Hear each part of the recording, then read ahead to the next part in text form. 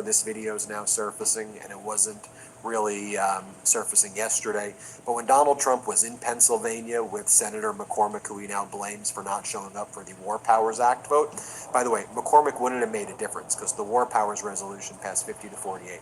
So it still would have passed even if McCormick did show up.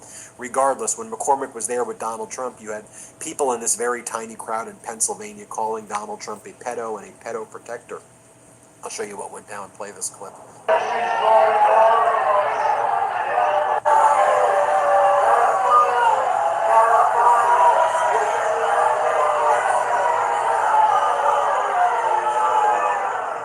Also, alarmingly, we're learning about how Donald Trump and the Defense Department under Hegseth are refusing to acknowledge the very serious injuries that our service members suffered from the Iran war. They're downplaying it and trying to cover it up.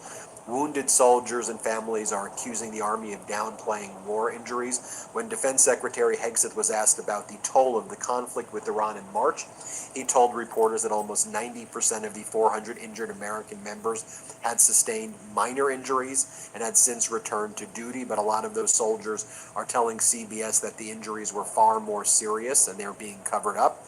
Chief Warrant Officer Rodney Behrman's body was riddled with shrapnel in the early hours of the war on March 1st when an Iranian drone slammed into his workstation in Kuwait.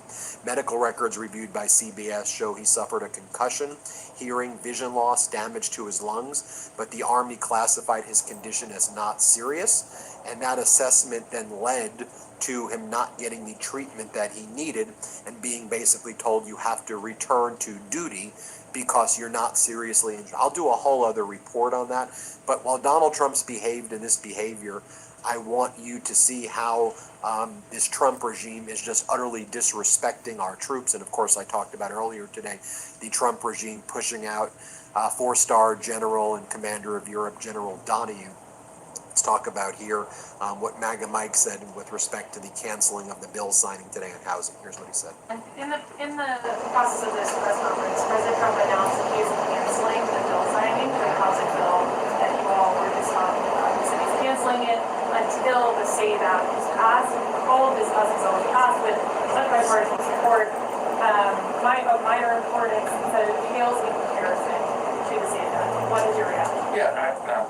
My reaction is, truth of the matter, I spoke to the president for 20 minutes before I went in and gave that rousing speech to the House Republicans this morning.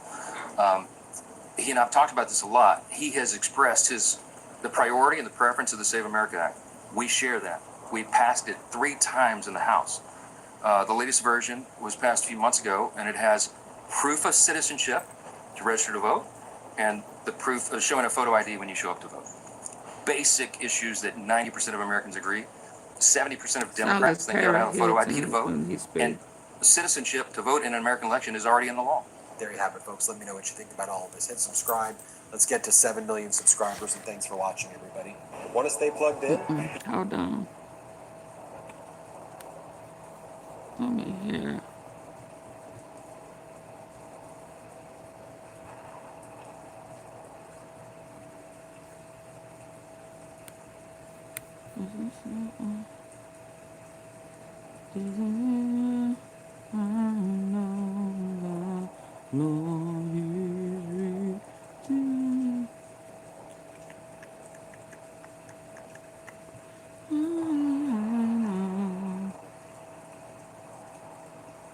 Let's see this.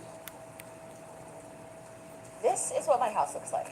And I haven't cleaned in 3 months. That's because I have someone come and do it for me twice a month right now. Hey, Lawrence. Thanks, Jen. This is going to be John Kerry's first interview since that memo of understanding came out a week ago. I know we've all been, since that moment, waiting to hear Secretary Kerry describe his reaction to the one he negotiated versus the memo. He don't respect nobody. Memo, I guess, that Donald Trump negotiated. We're finally going to get that tonight from John Kerry. I'll look forward to it. I had a front seat to watching him go through every single detail on a legal pad, so he knows the details well. I know. You were there. Thanks, Jen. Thanks, Lawrence. And now Republican senators are yelling at Donald Trump. Yelling. And that hasn't happened in 10 years. Yelling at him. Here's the guy that